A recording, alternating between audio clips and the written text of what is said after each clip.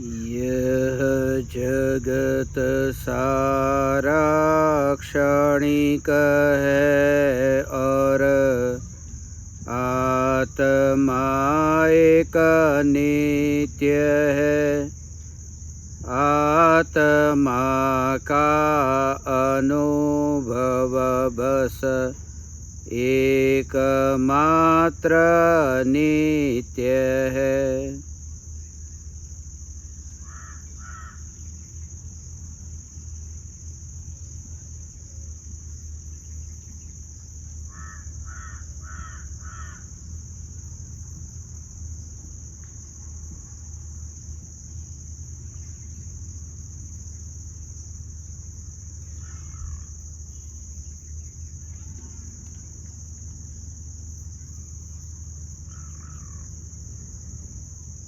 चैतन्य स्वभावी भगवान आत्मा अनादि अनंत शुद्ध चैतन्य मात्र है। ज्ञान मात्र है।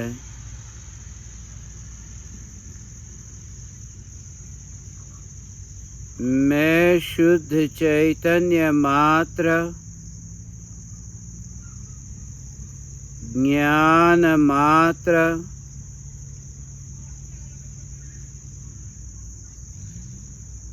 भगवान आत्मा हूँ।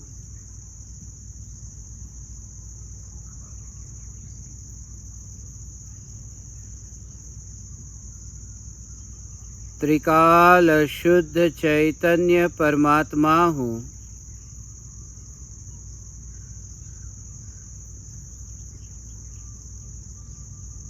अनंत गुणाधिपति, एक ज्ञायक देव हूँ। अगणित ज्ञेयों के प्रतिबिंबों से अप्रभावित ज्ञान पर्यायों में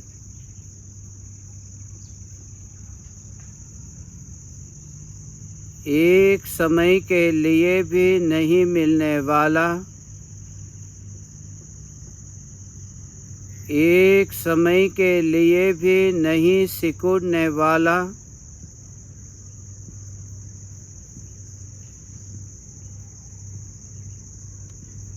त्रिकाल ध्रुव चैतन्य सत्ता मात्र भगवान आत्मा हूँ।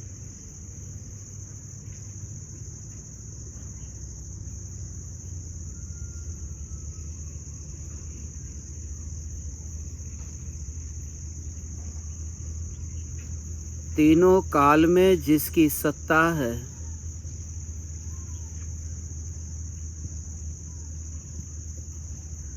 निरंतर जानने रूप परिणमित होकर भी जो चैतन्य सत्ता को छोड़ता नहीं है, परिणमित होता होने पर भी नए नए ज्ञेयों को जानता होने पर भी ज्ञेयों से अस्पर्शी और परिणाम से अस्पर्शी जो सत्ता है, यह सत्ता ही मैं हूँ।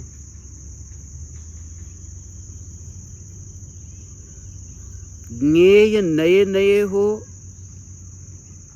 परिणमन नया नया हो, मगर ध्रुव की सत्ता में नयापन न हो। ज्ञेय और परिणाम के बीच में ये भेद विज्ञान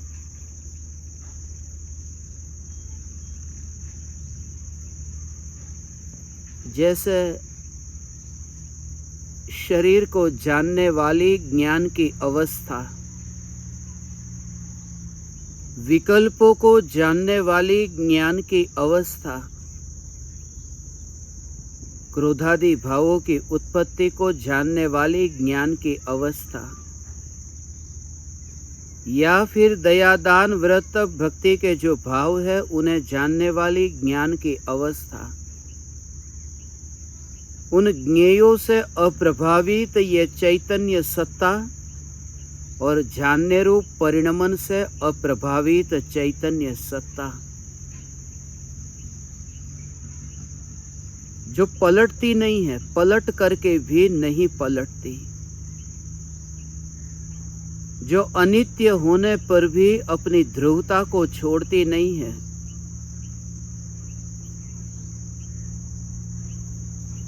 जैसे एक स्टील के पात्र में आम का रस है, उस स्टील के पात्र में से आम के रस को यदि चांदी के पात्र में डाले तो पात्र बदल गया, और फिर वहां से आम के रस को सोने के पात्र में डाले तो पात्र बदल गया, फिर उसमें से उस आम रस को कांच के गिलास में डाले तो पात्र बदल गया। ये पात्र बदलता रहता है, और सिर्फ पात्र ही नहीं बदला, वो आम के रस का परिणमन भी हुआ है।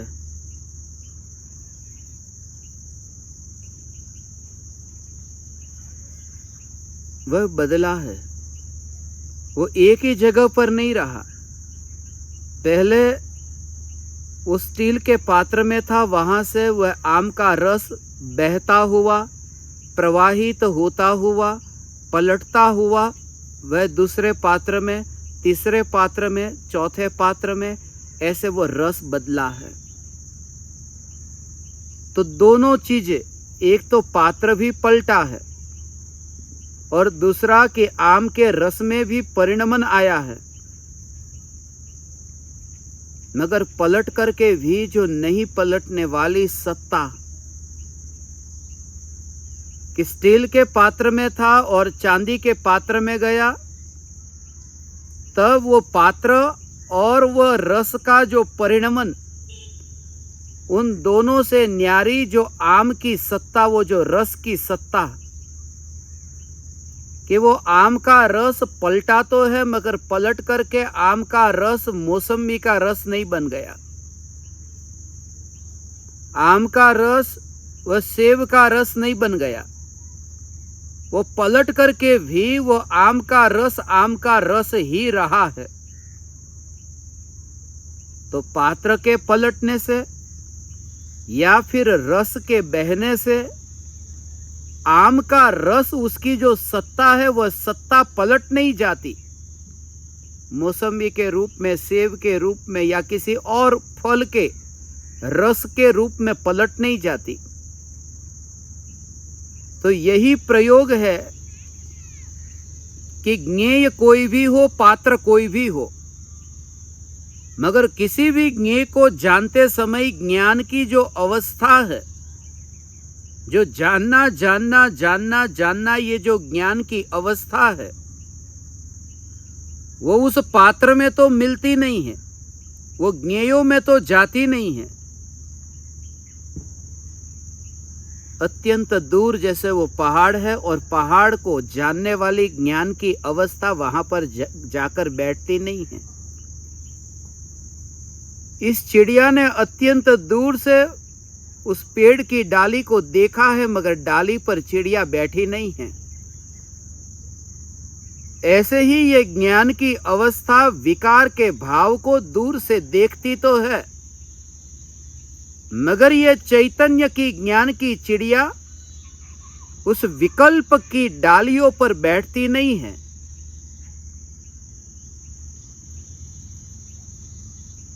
और चिड़िया भले ही उड़ती हो,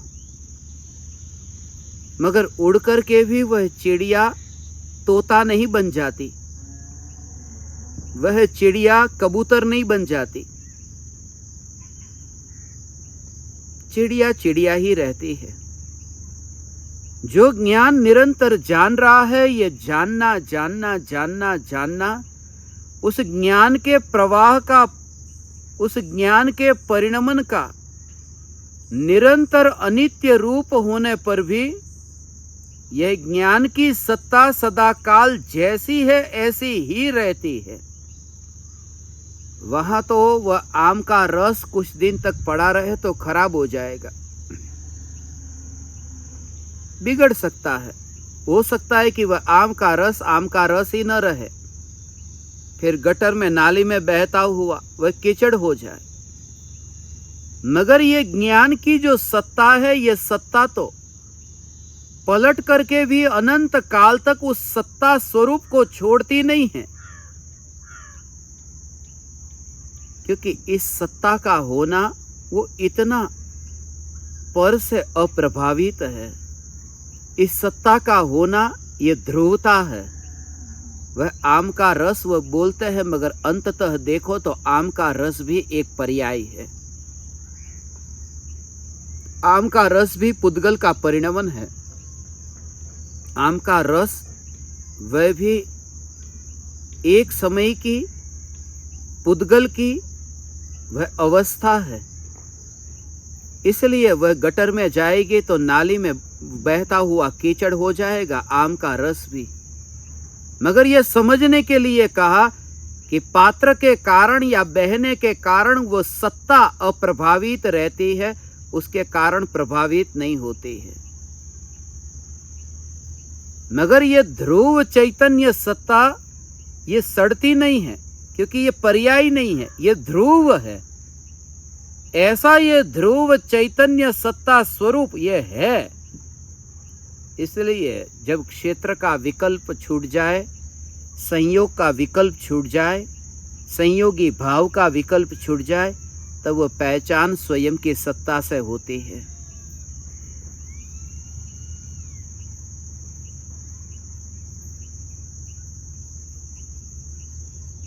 इसलिए तो ये कहा कि मरने के बाद कहाँ जाऊंगा, यहीं तो रहूंगा। यहीं का मतलब आकाश के प्रदेश नहीं, यहीं का मतलब चैतन्य सत्ता। ये पूर्व तैयारी, ये प्रयोग ऐसा कि चैतन्य सत्ता कहाँ रहूंगा। गुड़ जब दुकान में से निकला और कोई गुड़ से पूछे कि तू कहाँ जा रहा है, कि पता नहीं है। तू कहाँ रहेगा, पता नहीं है। मगर इतना तो पक्का पता है कि जहां मिठास है उस मिठास के बाहर गुड़ कहीं नहीं जाएगा। वो किसके घर में जाएगा वो पता नहीं है, मगर वही तो गुड़ की पहचान है कि मिठास के बाहर कहीं नहीं जाएगा। तो अभी मृत्यु हो जाए और ये देह छूट जाए, मगर भीतर में जो चैतन्य तत्व का निर्विकल्प अनुभव और यथार्थ प्रतीति के बल पर कि मैं कहाँ रहूंगा, कि चैतन्य स्वरूप के अतिरिक्त कहाँ रहूंगा, यही तो मेरा स्वरूप है। स्वरूप के अतिरिक्त मैं जाऊंगा कहाँ? विभाव में जा नहीं सकता, प्रभाव में जा नहीं सकता, पर द्रव्य में जा नहीं सकता, क्योंकि मिश्रण की सुविधा ही नहीं है। और जाऊं और आऊं ये बात तो तब बने जब गति हो। यहां तो ध्रुवता है। ये ध्रुवता, जानना जानना जानना जानना, ये निरंतर परिणमन हो रहा है। मगर परिणमन में भी ये ध्रुव चैतन्य सत्ता पूरी तरह से व्याप्त होकर के जैसे झंझनाटी उठे, जैसे बिजली का झटका, इलेक्ट्रिसिटी का वायर खुला और झटका जैसे लगे तो पूरे शरीर में झंझनाटी हो जाए। ये निर्विकल्प अनुभूति होते ही कोई ऐसी शरीर में झंझनाहट नहीं होती, मगर अनुभूति होती है तब पूरी तरह से प्राण इसमें डाल दिए हैं। अनुभूति हुई है तब प्रत्येक प्रदेश से निराकुल आनंद उछलता है। निर्विकल्प अनुभूति होती है तो स्वयं का लोक या चैतन्य के अतिरिक्त और कुछ दिखता ही नहीं है। निर्विकल्प अनुभूति, जैसे वो चैतन्यमयी, जैसे नमक अब पानी में घुल मिल गया, जैसे शक्कर अभी शरबत में ऐसी मिल गई कि ढूंढना मुश्किल है, सिर्फ अनुभव हो सकता है। ऐसी ही पर्याय द्रव्य में घुल मिल जाए उसे कहते हैं। वो शक्कर का दाना कुछ पानी के परमाणु के पास गया और कुछ के पास नहीं गया, ऐसा नहीं। जब घुल मिल गया तब तो पूरा का पूरा दाना और पूरे के पूरे पानी में घुल मिल गया। जब पर्याय द्रव्य में ऐसी अभेद होती है तब पूरी तरह से प्राण लगते हैं। इसलिए तो आपने सुना है ना कि चैतन्य को प्राण कहा है। 10 प्राण जो कहे वह तो बाहर की बात है, व्यवहार की बात है, वह तो दूर की बात है। असली प्राण तो यहां भीतर में चैतन्य प्राण है।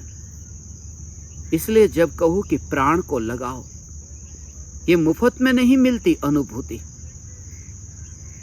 और मिलेगी, ये अनुभूति मिलेगी, मगर इतनी दृढ़ता से कि ये ध्रुव चैतन्य सत्ता स्वरूप यही मैं हूं, यही मैं हूं, यही मैं हूं।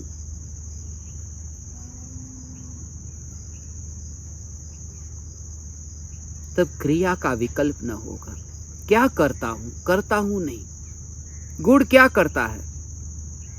चलता है, बोलता है, खाता है, पीता है। गुड़ क्या करता है? गुड़ का किस किस के साथ में रिश्ता है, मित्रता है, शत्रुता है? कुछ नहीं, मिठास से भरपूर, बस इतना ही। ऐसा ये भगवान आत्मा में चैतन्य सत्ता मात्र, ये सत्ता का भाव, जहां तुम्हें ये सब बाहर निकलो तो तुम्हें ये पता चले। ये वर्तुल के बाहर निकलो तो कोई मित्र मिले, कोई शत्रु मिले, मगर वर्तुल के भीतर तुम हो, फिर वहां तो चैतन्य है। यदि गुड़ कहीं मिठास के बाहर जाए तो दूसरे रिश्ते की बात बने, मगर मिठास से ही रिश्ता टूटता नहीं है, यहां तो अभेदता है। ज्ञानी की चैतन्य स्वरूप के साथ में ऐसी अभेद अभेद अभेद अनुभूति है। तब कहां जन्म हुआ, किसका जन्म हुआ, स्त्री का, पुरुष का, गांव, नगर, देश, माता पिता, ये सब वहां पर है ही नहीं। ऐसी चैतन्य सत्ता पर जोर, ये सत्ता का भाव, और यही एकमात्र उपाय है प्रयोग। दुनिया में जो ये प्रयोग है, ये प्रयोग सब बकवास है। वो प्रयोग से प्राप्ति नहीं है। वैज्ञानिक जिन जिन की भी खोज करते हैं ना, वो सब प्रयोग से प्राप्ति नहीं होती। उन प्रयोगों से सिर्फ परिचय होता है, जानकारियां इकट्ठी होती है, और वो सब जानकारियां झूठी। इसलिए क्योंकि आइंस्टीन जो खोज करता है, दूसरा वैज्ञानिक आकर के उस खोज को झूठी कह देता है, कहता है कि इससे अधिक सूक्ष्म तो ये बात है। न्यूटन कुछ और कहता है, दूसरा वैज्ञानिक आकर के कुछ और सिद्ध करता है। ये विज्ञान के क्षेत्र में जितनी भी शोध है, खोज है, जितने भी प्रयोग है, उन प्रयोग से अनुभूति नहीं होती, परिचय होता है। एटम है, इलेक्ट्रॉन है, न्यूट्रॉन है, प्रोटॉन है, ये पुद्गल के, ये जड़ परमाणुओं के ही ये रूप जो है, मगर उससे जानकारी हुई, उससे अनुभव कहाँ हुआ? क्योंकि तन्मयता नहीं हुई। इलेक्ट्रॉन होगा तो इलेक्ट्रॉन से ये चैतन्य तन्मय नहीं होगा, और तन्मय नहीं होगा, अभेद नहीं होगा, तो अनुभव कैसे होगा? जब तक वो मिठास, वो मिठाई का टुकड़ा जीभ पर नहीं आएगा, तब तक अनुभव कैसे होगा? फासला रहेगा तो अनुभव नहीं हो सकता। कल्पना हो सकती है, अनुभव नहीं हो सकता। यदि पानी को दूर से देखा तो यह कल्पना हो सकती है, मगर अनुभव नहीं हो सकता। अनुभव के लिए यह जरूरी है कि तन्मयता हो। अनुभूति के लिए अनिवार्य है कि अभेदता हो। अभेद हुए बिना अनुभूति हो ही नहीं सकती। इसलिए अभेद पर जोर दिया। अभेद हो, अभेद हो, अभेद के बिना अनुभूति हो ही नहीं सकती। और ऐसी अभेदता परमाणु के साथ में, जड़ के साथ में हो ही नहीं सकती। इसलिए शरीर के साथ में कोई तन्मय होना चाहे, हो ही नहीं सकता। इसलिए तो वैज्ञानिक इतने दुखी है, क्योंकि अंततः प्रत्येक व्यक्ति की खोज है अनुभूति, और वहां सिर्फ होता है परिचय। पानी का परिचय हुआ, H2O, मगर उससे अनुभूति नहीं हुई, क्योंकि पानी H2O, हाइड्रोजन और ऑक्सीजन, ये मिलकर के पानी बना, मगर ये जानकारी हुई। न तो हाइड्रोजन के साथ में मैं अभेद हुआ, न तो ऑक्सीजन के साथ में मैं अभेद हुआ। ये स्वरूप ऐसा है। ये स्वरूप की अनुभूति तो तभी होती है जब अभेद हो, और पर के साथ में अभेद नहीं हुआ जा सकता। इसलिए स्वरूप की अनुभूति, इसे कहते हैं आध्यात्मिक प्रयोग, इसे कहते हैं आत्मिक प्रयोग। और ये प्रयोग ही प्रयोग है, बाकी प्रयोग प्रयोग नहीं है। वो सब जानकारी इकट्ठी करने के इंतजाम हैं। और हर बार ये प्रयोग बाहर के क्षेत्र में करते हैं, नए नए नए नए खोज। जब एटम की खोज हुई तब ये कहा था कि यही पुद्गल का सबसे छोटा अंश है। उसके बाद में उसका और टुकड़ा हुआ, उसका और टुकड़ा हुआ, आज 23वां टुकड़ा हो गया। एटम की खोज के बाद में टुकड़े पे टुकड़े पे टुकड़े होते गए और कहते गए कि ये सबसे छोटा टुकड़ा, मगर उससे भी छोटा छोटा अभी हो ही रहा है। और कितना भी खोज ले, होगी जानकारी, अनुभूति नहीं। इसलिए मैं आप ज्ञान दीपकों को जिस प्रयोग की बात कहता हूं, वो प्रयोग है ज्ञान का प्रयोग। विज्ञान का प्रयोग जो है वो 4 दीवार के भीतर, वो जो प्रयोगशाला, उस प्रयोगशाला के भीतर होता है, वो विज्ञान के प्रयोग है। मेंढक को काटना है, उस पर यदि प्रयोग होते, वो प्रयोगशाला में होंगे जहां 4 दीवार है। मगर ज्ञान का जो प्रयोग है, वो ज्ञान का प्रयोग उसके लिए कोई 4 दीवार नहीं, 4 दीवार से पार। ज्ञान का प्रयोग ज्ञान में ही होता है। जड़ का प्रयोग जड़ में होगा। मेंढक का शरीर भी जड़ और लेबोरेटरी भी जड़। जड़ का प्रयोग जड़ में होता है और चैतन्य का प्रयोग चैतन्य में होता है। इसलिए इस प्रयोग के लिए मैं आप ज्ञान दीपकों से ये कह रहा हूं, विकल्प से और देह की क्रिया से बिल्कुल अत्यंत निराला ऐसा जो ये ज्ञान है, इस ज्ञान का तुम्हें अनुभव हो। इस ज्ञान का अनुभव विकल्प जिसमें है ही नहीं। और ऐसा यदि प्रयोग यदि हो तो बार बार बार बार बार बार ये विचार करते करते, मगर इतनी दृढ़ता तो आए, विचार करते करते ये दृढ़ता तो आए। अभी इतनी दृढ़ता नहीं, अभी शंका है, क्या ऐसा होगा, कहीं ऐसा ना हो जाए। इसलिए तो आत्मा का सुख तो अभी मिला नहीं है और इंद्रियों का सुख भी चला जाएगा तो। मगर जहां ये श्रद्धाओं की इंद्रियों का सुख था ही कहां, इसलिए गवाने वाला कुछ भी नहीं। एक अंदर से दृढ़ता कि मैं चैतन्य परमात्मा, एक दृढ़ता।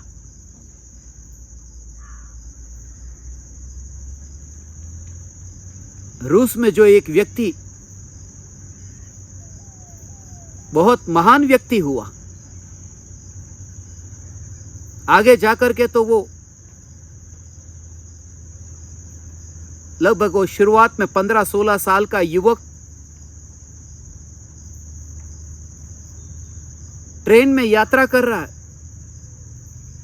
ट्रेन में जो सीट है उस सीट के नीचे छुप करके यात्रा कर रहा है। उसके पास टिकट नहीं है और डरता इतना है कि बस टिकट चेकर आएगा तो क्या करूंगा। आगे जाकर के तो वह युवक इतना प्रसिद्ध हुआ कि हिटलर ने 1 लाख रुपये का इनाम उस व्यक्ति के नाम पर रखा था कि कोई उसकी गर्दन काट के आ जाए, उसको मैं 1 लाख रुपये दूंगा। आगे जाकर वो बहुत बड़ा व्यक्ति हुआ।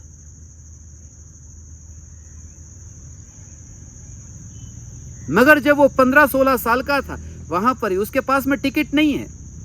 और जैसे ही टिकट चेकर आया, उसने नीचे छुप करके बैठा था, उसने कागज का टुकड़ा देखा, कागज का टुकड़ा हाथ में लिया और इतनी दृढ़ता से, आत्मविश्वास से कि यही टिकट है, और सीधा टिकट चेकर को दिखाया। टिकट चेकर ने पूछा टिकट किसने? ये दिखाया कागज का टुकड़ा। टिकट चेकर कहता है तुम्हारे पास में टिकट है तो नीचे क्यों लेट रहे हो, सही तरह से बैठ जाओ। वो जिस आत्मविश्वास से उसने कागज का टुकड़ा दिया था, टिकट नहीं थी मगर दृढ़ता इतनी थी। उस व्यक्ति के पास में इतनी शक्ति थी, आगे जाकर के तो उसने बहुत शक्ति का उपयोग किया। रूस में हुआ, उसके बाद में तो जर्मनी में भी उसका बहुत बड़ा प्रचार हुआ। उस व्यक्ति का नाम था वुल्फ मैसिंग।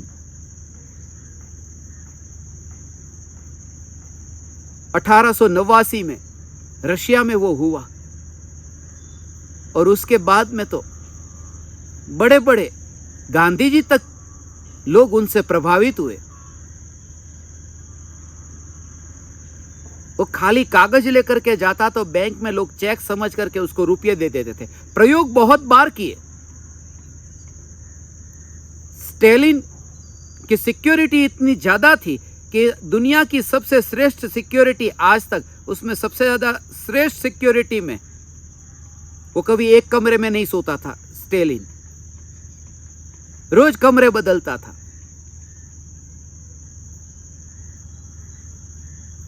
अब उसको मिलने के लिए जाना, उस तक पहुंचना।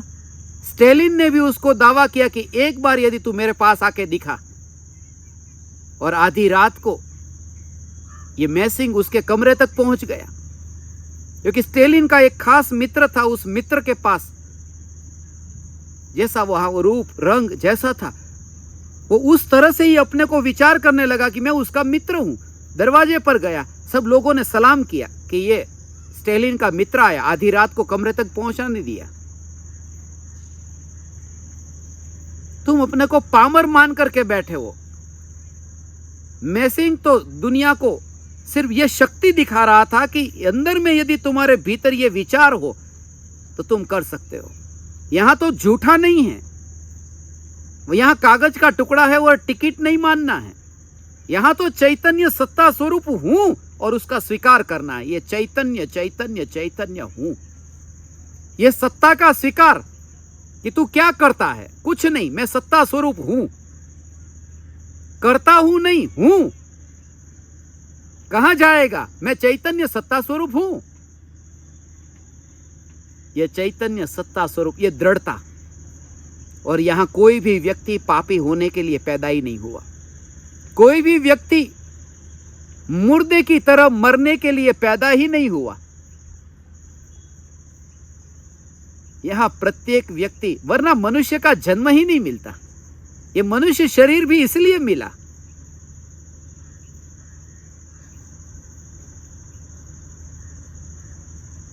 हमें जो भी वस्तु मिलती है उसके लिए हमारे पास में क्षमता होती है, वरना वो वस्तु मिलती ही नहीं। वो क्षमता है, वरना ये मिलना ही नहीं होता। मैं चैतन्य परमात्मा हूं, ये अनुभूति के लिए ये बाहर के संयोग मिले, वरना आज दोबारा यहां कैसे मिलना होता। मैं एयरपोर्ट पर बैठता, मगर आज सुबह से ही मुझे ये भाव था, सुबह से ही ये विचार चल रहा था कि कल एक सत्संग हुआ तो आज 2 हो जाए, मगर 2 हो नहीं सकते थे। ये अंदर ही अंदर विचार चल रहा था। और अभी थोड़ी देर पहले तुमने देखा ना, विमान भी देरी से जाएगा, मगर अंदर में ये विचार कि मुझे जो अधूरा रह गया है उसको मैं कब पूरा करूंगा, और मुझे यहां पर ही करना था, मुझे यहीं पर ही करना था। यह दृढ़ता, मैं चैतन्य चैतन्य चैतन्य चैतन्य, यही तो दृढ़ता है। भावना तो तुम भाव, तीर्थंकर प्रकृति ऐसे ही तो बनती है। मैं कुत्ते को ज्ञान दूं, मैं बिल्ली को ज्ञान दूं, मैं गाय को ज्ञान दूं, मैं भैंस को ज्ञान दूं, मैं सब जानवरों को ज्ञान दूं। मेरी करुणा इतनी कि मैं सभी को ज्ञान दूं। और आगे जाकर के तीर्थंकर होते कि गाय भैंस ये सब समोसरण में वाणी सुनने आ जाते हैं। वो जो भाव था पहले, वो भाव फलीभूत हुआ है।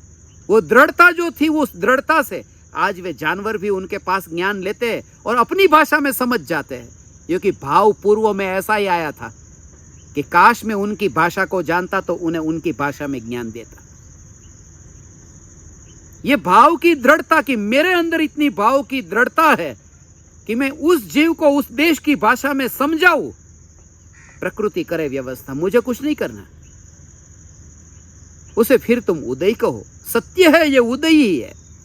मगर मेरा तुमसे ये कहना है कि बाहर के क्षेत्र में यदि मनोबल, यदि दृढ़ता इतनी काम करती है, झूठे जगत में भी यदि ये इतनी काम करती है, तो सत्य चैतन्य लोक के लिए फिर क्या कहना। इसलिए दृढ़ता, मैं सत्ता मात्र चैतन्य हूं। तुम्हें मोक्ष का तो पता भी नहीं है, मुनि धर्म का पता भी नहीं है। कब मुनि धर्म अंगीकार होगा वो उसका काम है, वो मेरा नहीं, मैं सत्ता हूं। पर्याय की चिंता पर्याय करे, पर्याय का विकल्प पर्याय में। मैं ध्रुव चैतन्य सत्ता, ऐसी दृढ़ता तो ला।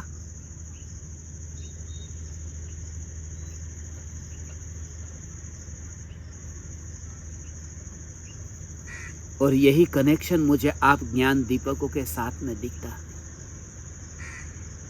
ये जो जुड़ाव कहता हूं, ये जुड़ाव इसी वजह से दिखता है कि आप ज्ञान दीपकों के साथ में जिस भाव से मैं कहता हूं, मुझे ऐसे बहुत से ज्ञान दीपक जिन जिन के बारे में मैं सोचता हूं, मिलता हूं, यहां जो सामने अभी बैठे हैं, उनको देख करके ही ऐसा लगता है कि ये दृढ़ता तुम्हारे भीतर भी ऐसी ही दृढ़ता जिस भाव से मैं तुमसे कहता हूं, वो तुम्हारे भीतर तैयार हो रही है।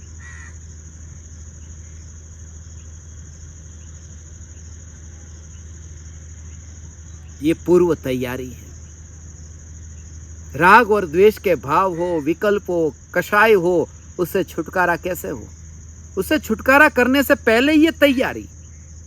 आज से करीब 5000 बरस पहले चीन में ये उपचार होता था। ऐसे वैद्य होते थे चीन में। महावीर भगवान के भी 2500 साल पहले इतिहास में ये लिखा है कि वहां के लोगों के लिए यदि बीमार हो तो लोग कहते बीमार हो वैद्य के पास में जाए और इलाज कराए बीमारी का। मगर उस समय यह नहीं होता था कि बीमार हो उसका इलाज हो। उस समय यह होता था कि बीमारी ही न आए उसकी तैयारी, वो तैयारी करते थे। वैद्य का काम ही यह था। हर महीने वैद्य पैसे लेते थे इसी वजह से कि बीमारी न आए। आई हुई बीमारी कैसे जाए वो बात की, वो काम हम नहीं करते। बीमारी ही न आए, वो वैद्य का काम था। और यदि किसी व्यक्ति को बीमारी आती तो वैद्य को पैसे चुकाने पड़ते उस मरीज को, कि बीमारी आई उसके पैसे चुकाने पड़ेंगे और मरीज को ठीक भी करना पड़ेगा और पैसे भी चुकाने पड़ेंगे।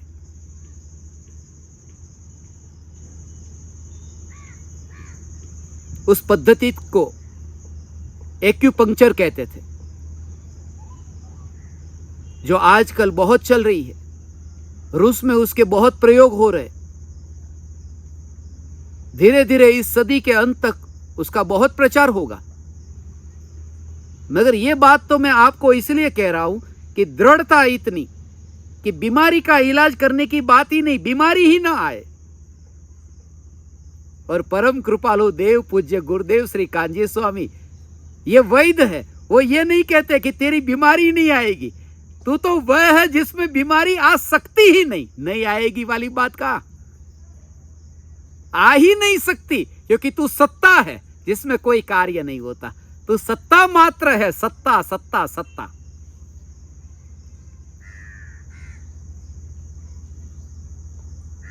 यह सत्ता है।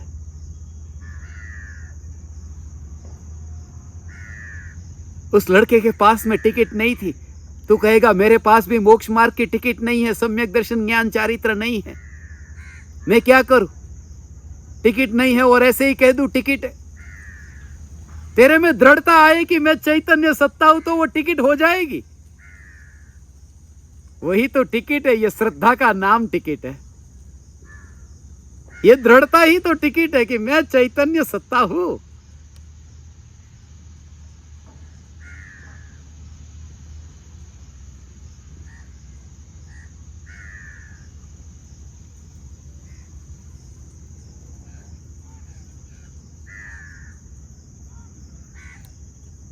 असली जो स्वरूप है उस स्वरूप का पता नहीं है। बाहर कहाँ कहाँ भटकते भटकते ही यही जीवन बीत जाता है। कोई आदिनाथ भगवान की प्रतिमा के पास में गया, कोई महावीर भगवान की प्रतिमा के पास गया, बस झुकते रहते। पूजने वाले पुजारी कम है और भगवान की मूर्तियां ज्यादा है। और इतना इतना इतना इतना शौक हो गया है, जितनी ज्यादा मूर्तियां, एक मंदिर होगा, मंदिर में इतनी ज्यादा मूर्तियां, एक मूर्ति पर्याप्त है। मगर इसका भी हो गया है धंधा, मैं स्पष्ट बोलता हूं, क्योंकि एक मूर्ति की कोई बोली लेगा तो इतना रुपया, दूसरी मूर्ति की बोली लेगा। भगवान की फिक्र नहीं है, बोली लेकर के धन इकट्ठा होता है कि मैंने भी भगवान लिए हैं, मैंने भी भगवान लिए हैं। उसके अंदर गुदगुदी भी होती है और सामने वाले को पैसा भी मिल जाता है। फिर ध्रुव फंड तैयार होता है, ध्रुव चैतन्य एक और रह जाता है।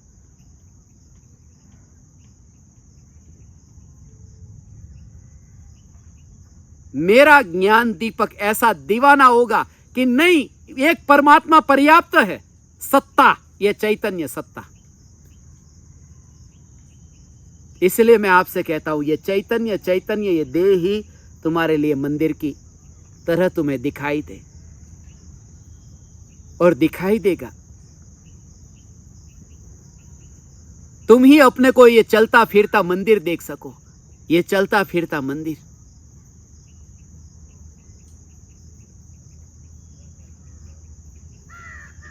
ये चलता फिरता मंदिर जिससे अस्पर्शी ऐसा ही है। अमूर्तिक चैतन्य परमात्मा, ये अमूर्तिक चैतन्य मूर्ति।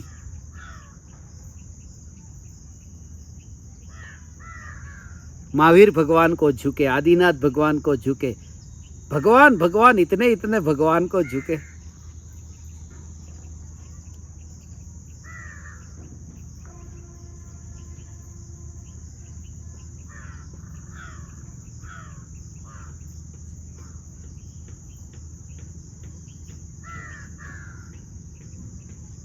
एक फकीर को सपना आया। सपने में देखा कि एक बहुत बड़ा जुलूस निकला है।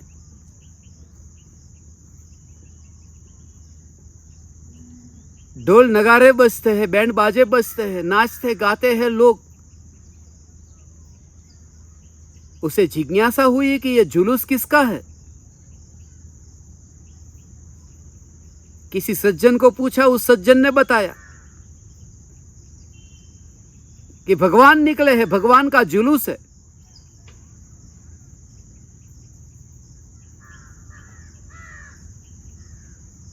जुलूस चल रहा था, आगे जा रहा था कि देखा कि घोड़े के ऊपर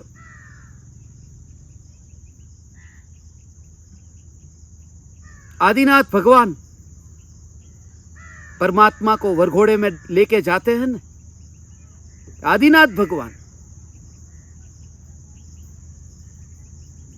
बोले कि ये भगवान है? बोले नहीं, ये भगवान नहीं है। फिर आगे गए तो घोड़े के ऊपर कोई दूसरे और बैठे। इस व्यक्ति को लगा कि ये तो भगवान होने ही चाहिए। बोले कौन है? कि ये महावीर भगवान। मगर ये भगवान नहीं है। आगे चलते चलते तो एक घोड़े के ऊपर बुद्ध बैठे थे। बोले ये तो भगवान है ना। एक घोड़े के ऊपर जीसस बैठे थे। ऐसे ही जुलूस निकला था और ये व्यक्ति ढूंढना चाहता था कि भगवान कहाँ है। पूरा जुलूस समाप्त हो गया।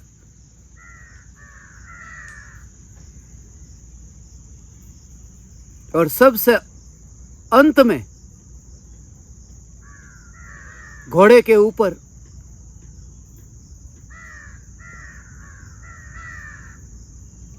त्रिकाली ध्रुव भगवान आत्मा था।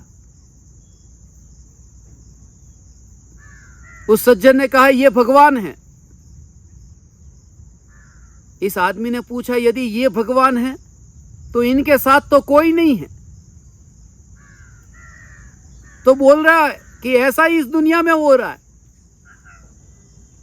कुछ लोग आदिनाथ के साथ में, कुछ लोग महावीर के साथ में, कुछ लोग बुद्ध के साथ में, कुछ लोग जीसस के साथ में, मगर जो परमात्मा है ध्रुव चैतन्य, उसके साथ कोई भी नहीं है। वो अकेला है, उसकी ओर कोई देखता भी नहीं है।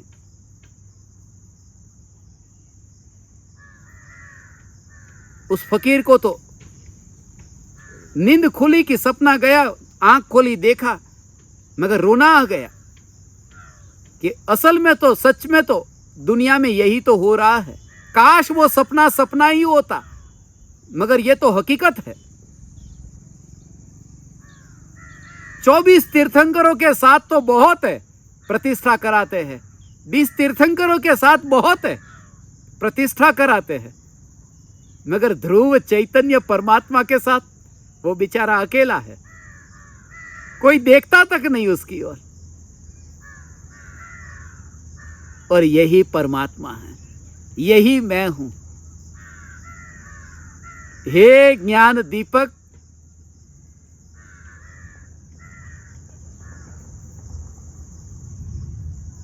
आदरणीय ज्ञान दीपक,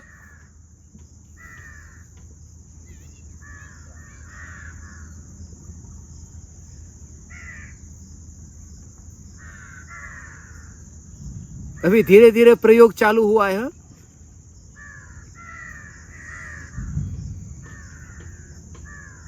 मेरे साथ यहां एक डॉक्टर रहते हैं। डॉक्टर मुझे कहते, मुझे डॉक्टर कह के अब मत बुलाओ। अब ये सब डिग्रियां सब व्यर्थ की है।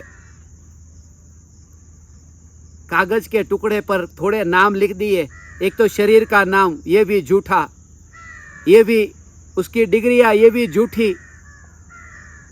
डॉक्टरेट हो गए, एमबीबीएस हो गए, एमडी हो गए, पीएचडी हो गए, अलमारी में पड़ा रहता है कागज, और ये पूरी जिंदगी भर यहां पर बोझ लेकर के मैं डॉक्टर हूं, मैं डॉक्टर हूं, मैं डॉक्टर हूं। और मकान में आग लग जाए और सर्टिफिकेट जल जाए तो पता चले कि डॉक्टर किधर गया।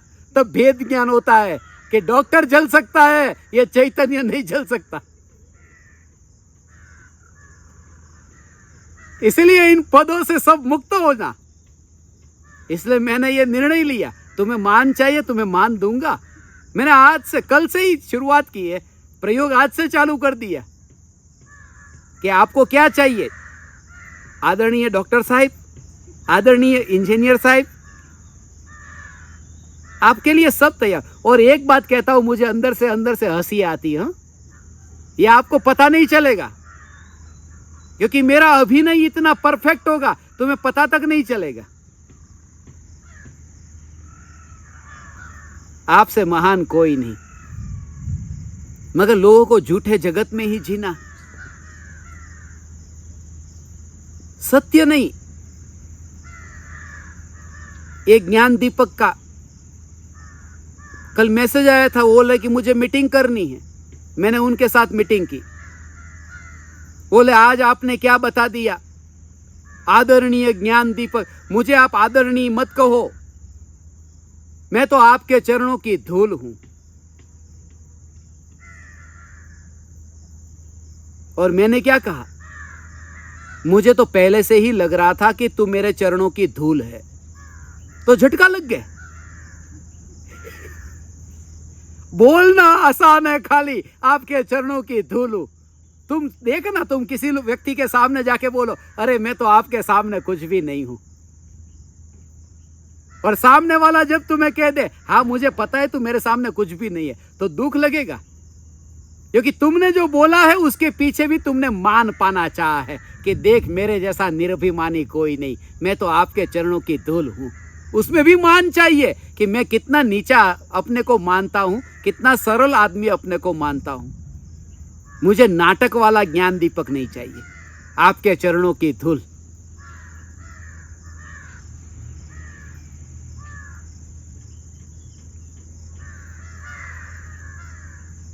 मुझे वो 3 ईसाई पादरी स्मरण में आए।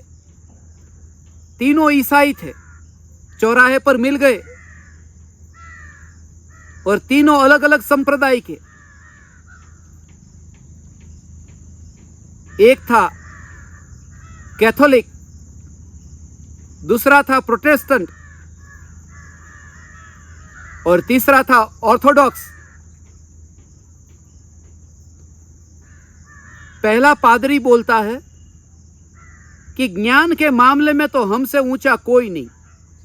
सभी शास्त्रों को हम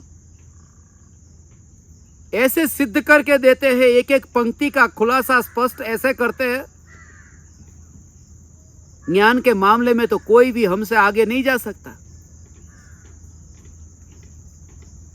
तो प्रोटेस्टेंट बोला कि ज्ञान की बात छोड़ो, ज्ञान से क्या होता है, तुम्हारा आचरण कैसा है, आचरण की बात करो।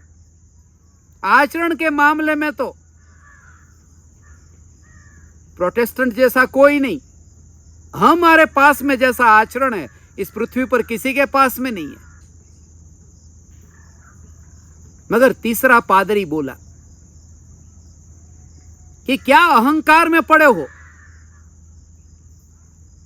तू कहता है कि मैं ज्ञान में नंबर 1, तू कहता है मैं क्रिया में नंबर 1, आचरण में नंबर 1। ये अहंकार क्या करना? सरल हो जाओ, विनम्र हो जाओ। मैं आप दोनों को बता दूं, विनम्रता के मामले में हमारे ऑर्थोडॉक्स जैसा कोई नहीं है।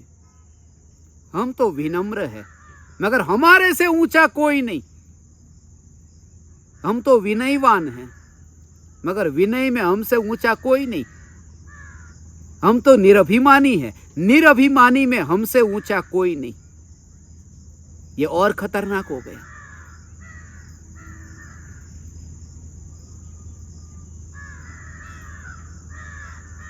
इसलिए हे आदरणीय ज्ञान दीपक, तू प्रयोग करना। सत्ता का प्रयोग करेगा ने, आदरणीय और पूजनीय ये सब एक और रह जाएगा और सत्ता मात्र चैतन्य परमात्मा हो, ऐसी मस्ती होगी भगवान,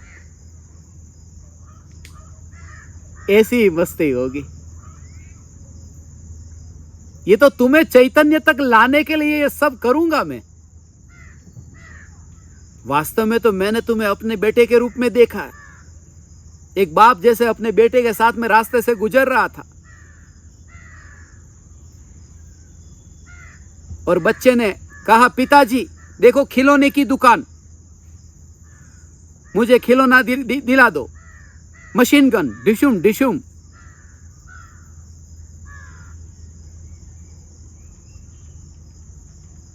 देखो पिताजी मारुति गाड़ी भी है अंदर, चलो बंदूक से हिंसा होती है, मुझे मारुति ही दिला दो। पिताजी ने कहा, बेटा अभी अपन पैसे लेके नहीं आए हैं, बाद में आते हैं। बोले नहीं नहीं, मैं कुछ नहीं जानता, मुझे आप मारुति दिला दो।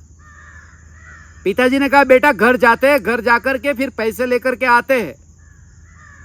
और पिताजी ने दुकान वाले को बोला, ये दुकानदार, ये मारुति वाले, ये मारुति बेचना मत, हम थोड़ी ही देर में पैसे लेके आ रहे हैं।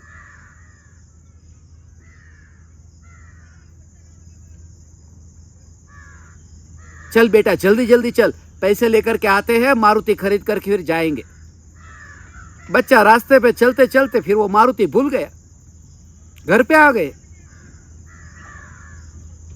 कुछ घंटे के बाद में बच्चे को फिर से मारुति याद आई कि पापा वो मारुति। पिताजी ने बहुत बड़ा डंडा था, वो डंडा निकाला। बोल क्या चाहिए तेरे को? एक डंडा मारूंगा ना तो मारुति आ जाएगी। बोले आपने ही तो बोला था कि थोड़ी देर में मारुति खरीद कर लेके जाएंगे। बोले मुझे रास्ते में बिना पैसे का तमाशा नहीं करना था, तुझे घर तक लाने के लिए मुझे यह झूठ बोलना पड़ा। यह व्यवहार झूठा है, चैतन्य घर में लाने के लिए यह सब झूठा करना पड़ता है, इसलिए मैं यह करूंगा। आदरणीय ज्ञान दीपक, मगर यह सब झूठा है। असली बात यह है कि तुम सत्ता में आओ। असली बात यह है बाकी ये सब मैं जानता हूँ। आज तक एक आध दो ज्ञान दीपक को छोड़कर किसी भी ज्ञान दीपक को मान की आकांक्षा नहीं है। तभी तो इतने वर्षों से इतने साथ में बैठ करके टिक सके हैं, घंटों घंटों तक सत्संग करते रहे।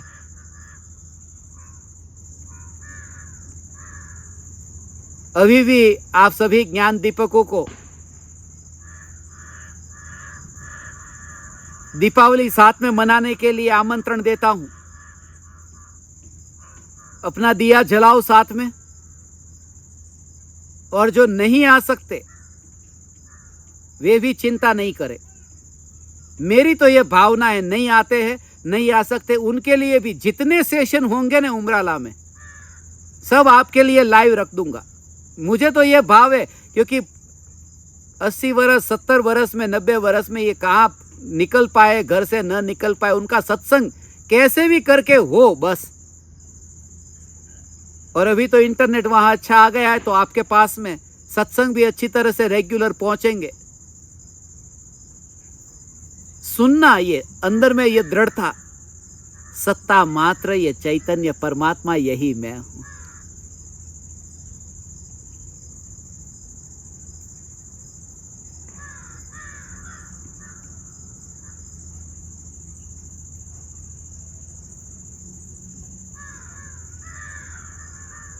मेरा तो विचार है 3 दिन की शिविर रखने का। दीपावली पर जैसे हर साल अपन शिविर रखते हैं,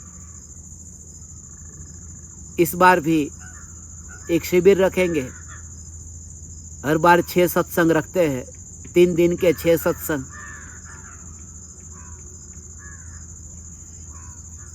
तो ये प्रयोग मैंने आपको ये पिछले 2 दिन से बताए। अंतिम बात जो मैं आपको कहूँ,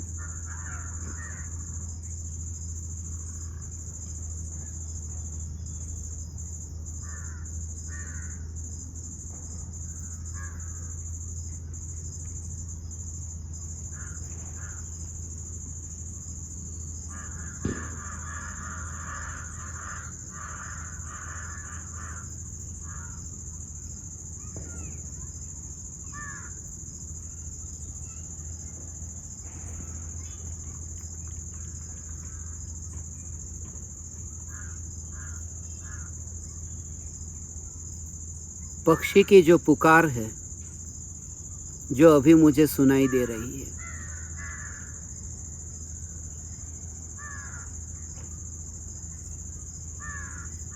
ये पक्षी शहर में भी गीत गाते हैं, गुनगुनाते हैं,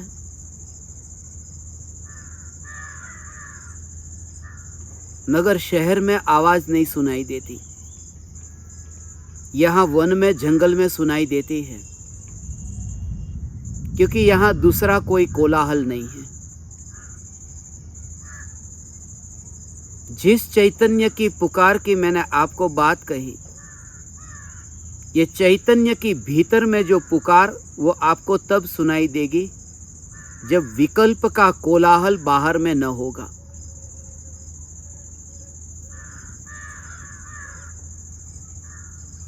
मगर विकल्प का कोलाहल स्वरूप के आश्रय के बिना तो छूटता नहीं है, मिटता नहीं है, रुकता नहीं है।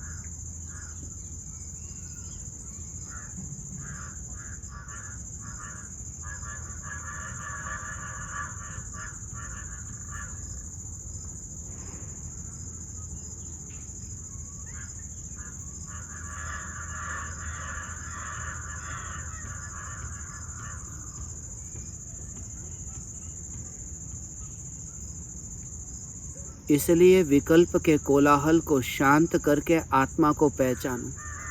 मगर आत्मा की पहचान के बिना तो विकल्प का कोलाहल शांत होता ही नहीं है। इसलिए पहले विकल्प के कोलाहल को शांत करो और आत्मा में जाओ, या फिर आत्मा में जाओ और विकल्प के कोलाहल से शांति ऑटोमेटिक मिल जाएगी।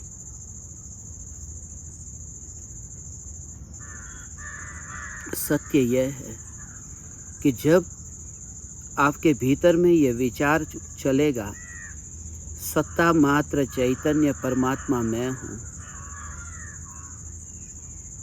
ये सत्ता मात्र चैतन्य परमात्मा मैं हूँ। सत्ता मात्र चैतन्य परमात्मा मैं हूँ। तब विकल्प का कोलाहल हो रहा है या शांत हुआ, वहां से लक्ष्य हट जाता है।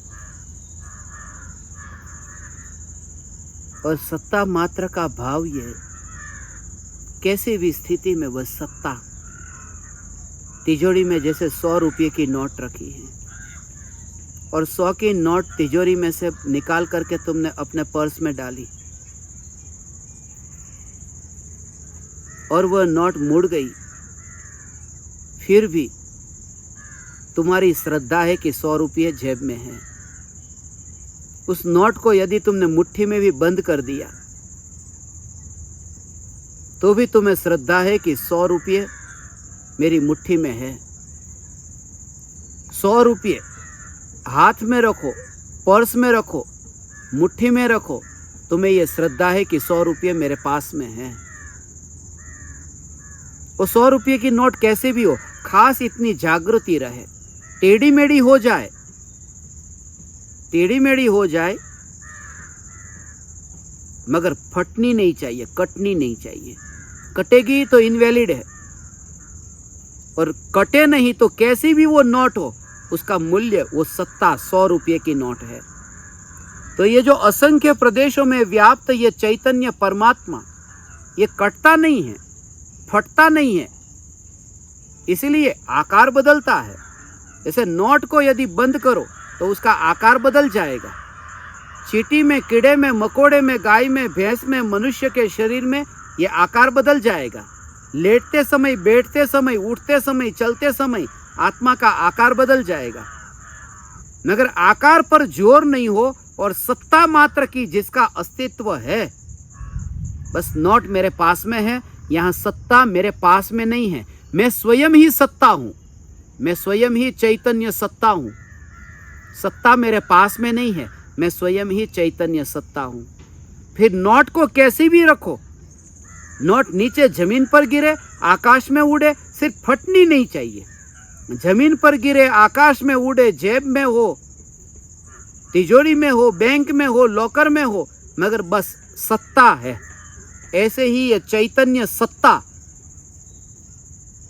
और पर्स जेब में रखा हो, नोट पर्स के अंदर रखी हो, मगर एक बार जैसे हाथ लगा दिया, रास्ते पर चलते चलते, लोगों से बात करते करते, मित्रों के साथ मुलाकात करते करते, ये अंतर में जो पड़ा है, श्रद्धा में जो है कि मेरे जेब में 100 रुपये की नोट है। ऐसे ही सम्यक दृष्टि को देह की प्रत्येक क्रिया के काल में ये अलग अलग आकार में पलटती हुई आत्मा की अवस्था, अलग अलग प्रकार से आत्मा की पर्याय पलटे, मगर सत्ता है, वो मिटी नहीं है, फटी नहीं है, नष्ट नहीं हुई। ये सत्ता मात्र चैतन्य परमात्मा, ये मैं हूं। ज्ञान की प्रयोगशाला में ज्ञान की सत्ता का स्वीकार, यही आत्मिक अनुभूति है, यही आत्मानुभव है।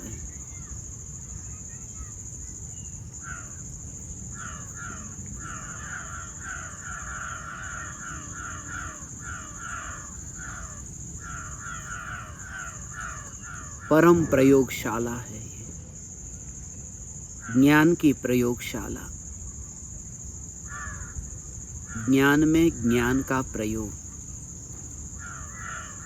ज्ञान में ज्ञान का प्रयोग, ज्ञान में ज्ञान का प्रयोग।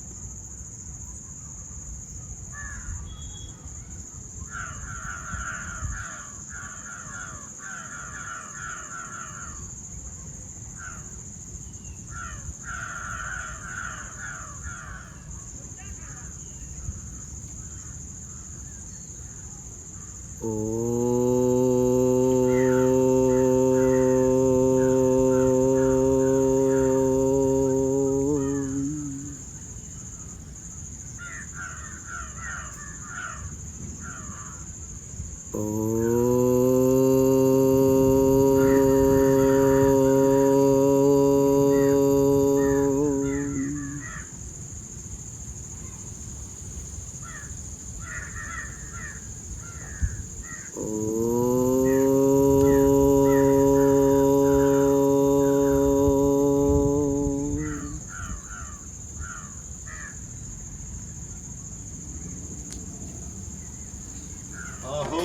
अहो श्री सद्गुरु करुणा सिंधु अपार, इस पामर पर प्रभु किया आहो आहो उपकार, आहो आहो उपकार। देह सहित जिनकी दशा वरते दे